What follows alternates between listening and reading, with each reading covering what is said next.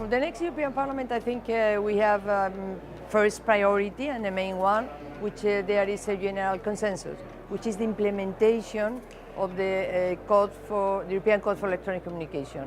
It's very important that the implementation in member states is preserved. I mean, the real goal of this new regulation.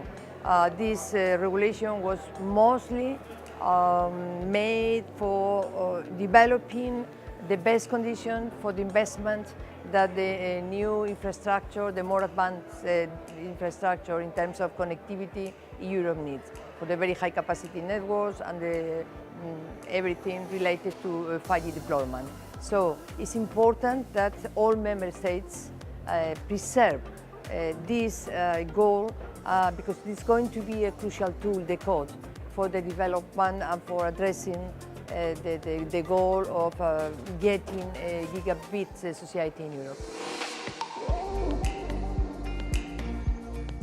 My vision is that 5G is crucial and is absolutely necessary to really have let's say, a long-term perspective instead of a short-term one. In that sense, give priority to investment is very important. 5G is going to have such a number of consequences in all sectors. It's going to lower also the barriers for entrance and to open the barrier for entrance with much more possibility for the startups and the innovative developments. In general terms, we can say that it will determine to some extent the future of digitalization in Europe. We can say that in some way as well, 5G is a certain kind of body for artificial intelligence brain. So then the combination of the brain when it's developed AI and what can constitute the body, which is 5G, is absolutely necessary. So that is extremely important, and my opinion is that we have to go forward.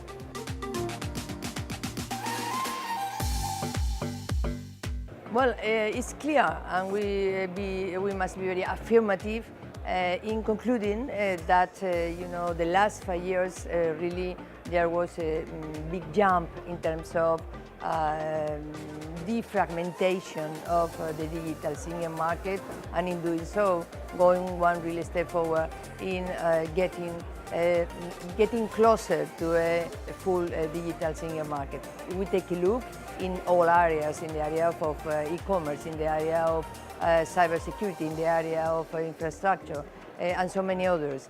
So, but still we have to continue. It's a working process, and there's a number of things that we still need to have in a more harmonized way. So, if we take all in all what we have been, you know, deciding, the three European institutions, it's very clear that there was a great progress on that, but we have to continue in the next term. It's absolutely necessary that we have a full digital market, European market. And let me just conclude in this case saying that well, these times of, let's say, populism, nationalism that in Europe that try to be, you know, behind the border, that try to be, you know, in their own territory, and not having such a vision that we need to act together.